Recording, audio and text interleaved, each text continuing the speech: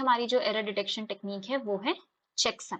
Okay, तो checksum में क्या होता है, हम डिसाइड करते हैं कि साइज कितना होगा चेकसम का, वो भी आपको समझ में आएगा, एंड इस साइज से हम ब्लॉक्स क्रिएट करते हैं। ओके, तो चेकसम जो होता है वो हमारा 8 बिट का भी हो सकता है, 16 बिट का भी हो सकता है। Okay, and it can be of 32 bits also. तो सबसे पहले हम समझते हैं कि ये बिट्स का क्या मतलब है और कैसे चेकसम वर्क करता है, इसकी पूरी वर्किंग समझते हैं। सबसे पहले क्या होता है, data is divided in blocks of size of checksum be used. अगर हमारा ब्लॉक साइज मतलब चेकसम का साइज जो है 8 बिट है, तो जो भी हमारा डेटा प्रेजेंट होगा, लेट्स से ये कुछ नंबर्स ऐसे प्रेजेंट हैं, तो हमारा डेटा जो होगा ऐसे ही 8 बिट के ब्लॉक्स में डिवाइड हो जाएगा।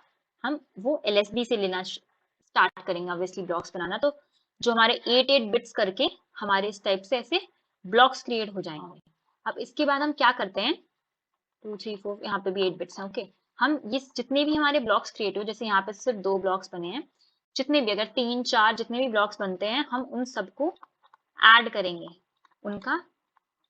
लेट्स से हमें इससे इनका एक सम मिला विच इज गिवन, हम उसने उसको s मान लिया। अब उस s का हम क्या करेंगे, हम उसका वंस कॉम्प्लीमेंट फाइंड करेंगे। ओके, अब जब हमने ये वंस कॉम्प्लीमेंट निकाल लिया, तो हम क्या करते हैं फिर, ये सारे के सारे ब्लॉक्स और इसका वंस कॉम्प्लीमेंट ये सबका सब रिसीवर को भेज देते हैं। ओके, ये सेंडर जो होता है रिसीवर को भेज देता है।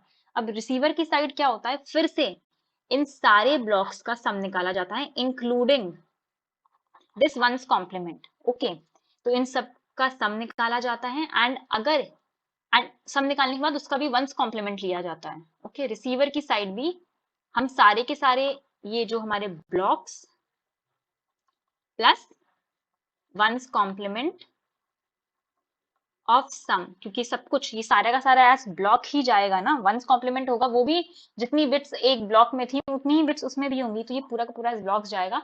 तो इन सबको रिसीवर की साइड ऐड किया जाएगा, एंड ऐड करने के बाद उसका भी वंस कॉम्प्लीमेंट निकाला जाएगा। तो अगर ये वंस कॉम्प्लीमेंट जो होता है 0 आता है, दैट मीन्स हमारा करेक्ट है, हमारा जो हमें कोड रिसीव हुआ है, डेटा रिसीव हुआ है, वो हमारा करेक्ट है, यानी कि there is no error. But अगर this is not equal to 0, then that means कि हमारा डेटा जो है करप्ट हो चुका है, इट हैज सम एरर। तो अब इसमें क्या हो जाता है, जब हम ऐसे सम कैलकुलेट कर रहे होते हैं, तो अगर हमने लेट्स से 32 बिट्स थी हमने ली, 32 बिट्स में हमने ऐसे जो था, हमने उसके 4 ब्लॉक्स बनाए 8 बिट के। तो इससे क्या होगा, जो हमारा ओवरहेड आया, वो ओवरहेड क्या आया, ये सिर्फ सम हमारा ओवरहेड आया, दैट मीन्स ओवरहेड जो हो जाएगा हमारा सिर्फ 8 बिट्स का हो गया। ओके, याद रखना 32 बिट्स का टोटल डेटा था, चेकसम जो हम यूज कर रहे थे वो 8 बिट का था, इस वजह से हमारा ओवरहेड जो हुआ वो 8 बिट का आया, जो हमारा सम एक्स्ट्रा कैलकुलेट हुआ वो। अब चेकसम क्या करेगा, चेकसम जो होता है it can detect obviously all single bit errors. ये तो पैरिटी से भी हमें रिसीव हो रहा था, तो इससे भी रिसीव होगा, तो ये सारी की सारी सिंगल बिट एरर्स डिटेक्ट कर लेता है, and can detect all means सारी की सारी ऑड बर्स्ट एरर जो अब तक हम नहीं कर पा रहे थे। यहाँ ऐसी गारंटी होती है हमारे पास कि सारी की सारी जितनी भी ऑड बर्स्ट एरर्स होंगी वो सबकी सब यहाँ पे डिटेक्ट हो जाएंगी, and also some even burst errors, कुछ इवन बर्स्ट एरर्स भी ये डिटेक्ट कर सकता है, बट सारी नहीं, बट नॉट ऑल। तो ये चेकसम के कुछ एडवांटेजेस हैं। अब जो हमारा नेक्स्ट मेथड था एरर डिटेक्ट करने का, वो था साइक्लिक रिडंडेंसी चेक, जिसे हम मोस्टली हम CRC बोलते हैं। तो CRC में हमारे पास क्या होता है, we have a polynomial generator. अभी पॉलिनोमियल जनरेटर क्या होता है, it is known to both sender and receiver, both sender and receiver. भी पॉलिनोमियल जनरेटर क्या होता है, सिंपल नाम से ही समझ सकते हैं कि एक पॉलिनोमियल जनरेट करेगा ये, एंड उसकी हेल्प से हम फाइंड कर पाते हैं CRC। अब कैसे, हम ये पूरा प्रोसेस समझेंगे। लेट्स से पॉलिनोमियल जनरेटर ने हमें एक पॉलिनोमियल जनरेट करके दिया x³ प्लस x² प्लस 1। तो हम बहुत इजी टर्म्स में समझते हैं, यहाँ पे इसका कोफिशिएंट क्या है, एक तरीके से 1 है, हम इसको इस टाइप से लिख सकते हैं, है ना, 0 प्लस 1 इंटू एक्स की पावर 0। तो हम क्या करेंगे, जो भी ये कोफिशिएंट्स हैं उनको लिख लेंगे। तो ये क्या हो गया 1 1 0 1। तो ये हमें हमारा जो पॉलिनोमियल जनरेटर है उससे हमें ये n बिट्स मिली। अब यहाँ पे नंबर ऑफ मतलब n क्या है, n नंबर ऑफ बिट्स। तो यहाँ ये n क्या है, यहाँ पे 4 बिट्स हमें मिल गई यहाँ पे। अब हम क्या करेंगे, ये हमारा जो हो गया जनरेटर से हमें मिला, ओके, एक तरीके से इसको जनरेटर बोलेंगे, यही डिवाइजर होगा हमारा, ओके।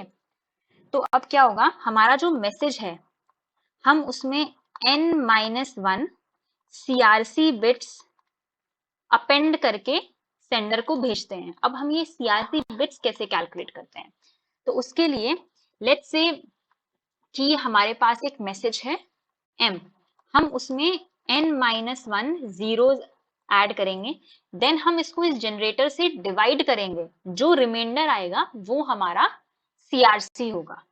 इस ये जो m प्लस n-1 जीरोस थे इसको हम डिवाइड करेंगे हमारे जनरेटर में जो हमारे पास बिट्स आई थी उससे, एंड जो रिमाइंडर होगा वो भी n-1 बिट्स का होगा। ये हो जाएंगी हमारी CRC। जब हमें ये CRC मिल जाएगा तो हम मैसेज में अपेंड करके सेंडर को भेजेंगे, एंड जब ये रिसीवर रिसीव करेगा तो रिसीवर फिर से, क्योंकि जनरेटर रिसीवर को भी पता था, तो रिसीवर फिर से ये पूरा जो, अब रिसीवर क्या होगा, ये जीरोज ऐड नहीं करेगा। रिसीवर डायरेक्टली जो उसके पास मैसेज आया उसे जनरेटर से डिवाइड करेगा एंड CRC फाइंड करेगा। जो अगर वो CRC उसके पास 0 आता है that means there is no error, but if there is, और ये CRC भी हमारा उधर भी n-1 बिट्स का ही होगा, अगर ये 0 आता है तो no error, if it is not equal to 0 then obviously it means that there is some error, क्योंकि हमने डिटेक्ट कर लिया। अब हम इसको एक एग्जाम्पल के थ्रू समझते हैं। लेट्स से हमारे पास मैसेज जो है वो है 10110111, ये हमारा मैसेज है। जनरेटर हम वही लेके चलेंगे, दैट वाज 1101, ये हमारा जनरेटर हो जाएगा। हाँ, तो हमारा जनरेटर क्या हो जाएगा 1101, ओके। अब जनरेटर 4 बिट्स का है तो हम यहाँ पे लास्ट में इधर 3 जीरोस अपेंड कर देंगे ये। अब इसको डिवाइड कैसे करेंगे, डिवाइड करने का सिंपलेस्ट मेथड है, हम एक्सऑर लेते जाएंगे। जैसे हम डिवीजन के टाइम पे माइनस करते थे, यहाँ पे हम सिंपली एक्सऑर लेंगे, तो ये 0 1 1 एंड 0। अब हम इस 0 को यहाँ पे लाएंगे and we'll again perform the XOR operation, जाएगा 1 अदर, ये सारे के सारे 0 हो जाएंगे। अब यहाँ पे हम इस 1 को, this 1 and this 0 to make it 4 bit, उसी से एक्सऑर करना है ना, तो बस इतना लेके आए, will become 1101 again, this will become 0011, and अब ये बचे हमारे पास लास्ट के ये 2 जीरोस, तो ये भी आ गए यहाँ पे। हमने फिर से इससे हमारा CRC फाइंड किया, तो ये 0001 आया। अब हमने क्या बोला था कि CRC जो होगा हमारा n-1 बिट्स के होगा, n-1 यानी 3 बिट्स होंगी, तो यहाँ पे हमारा CRC हो गया 001। अब जो हमारा मैसेज सेंडर जो रिसीवर को भेजेगा वो हो जाएगा 1011011001, ये हो गई हमारी CRC की बिट्स और ये हमारा ओरिजिनल मैसेज हो गया। अब रिसीवर एंड पे भी ये जो हमारा मैसेज था हम इसके थ्रू एक्सऑर परफॉर्म करेंगे, मतलब सॉरी डिवाइड करेंगे इसको। हमारा जनरेटर था 1101 एंड अब हम इस पूरे को फिर से डिवाइड करेंगे इससे, मतलब एक्सऑर करेंगे यहाँ पे। तो यहाँ पे क्या हो जाएगा 0110 एंड अब हम 0 यहाँ पे लाएंगे 1101, this again becomes 0, it becomes 1, then we'll bring them down to form the XOR 1101, this becomes 0011 and अब हम फिर से ये 0 और 1 लेके आएंगे, becomes 1101। तो यहाँ पे ये क्या हो जाएगा, ये पूरा का पूरा यहाँ पे जो हमारे पास CRC आया वो आया 000, that means there is no error in the data that we received.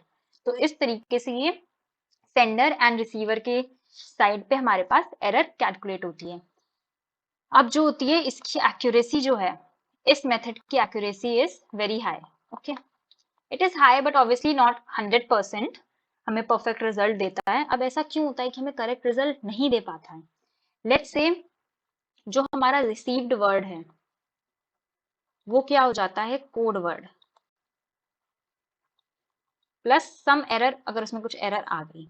अब ये कोडवर्ड क्या हुआ, कोडवर्ड हुआ डेटा प्लस जो हमने ये सीआरसी इंक्लूड किया उसे मिला के पूरा का पूरा कोडवर्ड बनता है, उसमें कुछ एरर ऐड हो जाती है। ओके, तो लेट्स से हमने इसको जो हमारा जनरेटर वाला जो हमारा डिवाइजर था gx उससे डिवाइड किया। ओके, इस पूरे को लेट्स से हमारा कोडवर्ड cx है तो ये cx बाई gx बन गया, ये बन गया। एरर को हमने मान लिया सम पॉलिनोमियल ex है, दिस इज gx एंड ये हमारा पूरा रिसीव वर्ड है। तो अब क्या है, ये हमेशा हमारा 0 ही आएगा। ओके, क्योंकि अगर कोड में कुछ प्रॉब्लम, हमारी एरर ही तो एक्स्ट्रा ऐड हो रही है, ये तो हमारा प्रॉपर 0 ही आएगा ना। जब हमने इसमें सीआरसी और सब कुछ इंक्लूड कर दिया, अगर एरर नहीं है तो ये तो पूरा का पूरा 0 आएगा, ये तो हमें पता है ना। अब एरर की वजह से ही कुछ एक्स्ट्रा बिट्स या कुछ चेंज्ड बिट्स आ जाती हैं हमारे रिसीव्ड वर्ड्स में। अब अगर ये हमारे पास ex बाई gx जो आ रहा है, अगर ये 0 है, दैट मीन्स कि कोई एरर नहीं है ना, इसका तो ये मतलब हुआ कोई एरर नहीं है। बट अब इसके 0 आने के भी दो केसेस हो सकते हैं। ओके, एक केस ये हो सकता है कि हमारा ex ही 0 है, तो अगर हमारा ex 0 है तो कोई प्रॉब्लम नहीं है, यानी कि हमारा सही डेटा एक्सेप्ट हुआ। लेकिन अगर ex हमारा 0 नहीं था एंड gx जो था इसको प्रॉपर डिवाइड कर रहा था, तब क्या हो जाएगा, हमारे लिए प्रॉब्लम हो जाएगी। अगर ex हमारा 0 नहीं था तो हमने गलत डेटा एक्सेप्ट कर लिया है। तो इसके लिए हमें क्या होता है, हमारा जो सीआरसी होता है उसको काफी ध्यान से सिलेक्ट करना पड़ता है। तो इसके लिए हम कुछ पॉइंट्स जो होते हैं हमेशा अपने दिमाग में रखते हैं। जैसे कि अगर हमारा ex हमें इवन गिवन है तो हमारा gx ऑड होना चाहिए। यानी कि अब ऑड होने के लिए क्या होगा, जो gx की, ऐसे मानो ये हमें gx गिवन है तो इसकी लास्ट बिट जो है 1 होनी चाहिए। एंड अगर हम ऐसा करेंगे तो हम सारी की सारी सिंगल बिट एरर्स डिटेक्ट कर सकते हैं। ऐसा क्यों, जो मोस्टली सिंगल बिट एरर्स होंगी वो इवन होंगी एक्सेप्ट जब हमारी लास्ट बिट इन्वर्टेड होगी। तो अगर हमारा gx इवन हो गया तो हम वो सारी एरर्स को डिटेक्ट नहीं कर पाएंगे। कैसे, लेट्स से ये है, ठीक है। अब एक मतलब ex जो होगा हमारा इवन नंबर, अब यहाँ पे मानो कोई भी बिट हमारी ये चेंज हो गई, लेट्स से ये 100 हो गया तो ये इवन नंबर ही तो बन रहा है, इट्स 4। ओके, लेकिन अगर हमारी ये लास्ट की बिट चेंज हो जाती है 111 तो इस केस में ये ऑड बन रहा है। इस वजह से हम क्या करते हैं कि सारी की सारी हम सिंगल बिट एरर्स को अगर हम डिटेक्ट करना चाहते हैं तो हम उसके लिए gx की लास्ट बिट को 1 रखते हैं। सेकंड जो फैक्टर ध्यान रखना होता है कि x प्लस 1 जो है हमेशा इसका फैक्टर होना चाहिए to detect odd number of errors. अब ये ध्यान रखना है कि ऑड नंबर ऑफ एरर्स का मतलब है कि जो बिट्स होंगी एरर में वो ऑड होंगी। 1 1 1 0 ये गिवन है तो ये 0 0 0 0, यहाँ पे 3 बिट्स एरर में है, this means odd number of errors. And इसको डिटेक्ट करने के लिए x प्लस 1 जो होगा हमारा gx का फैक्टर होना चाहिए। एंड थर्ड कंडीशन कि डिवाइजर में एटलीस्ट 2 टर्म्स होने चाहिए। ओके, ये तो यहाँ पे भी 2 टर्म्स हैं, तो ऐसे ही 2 टर्म्स होने चाहिए एटलीस्ट डिवाइजर में to detect some errors. Okay, अब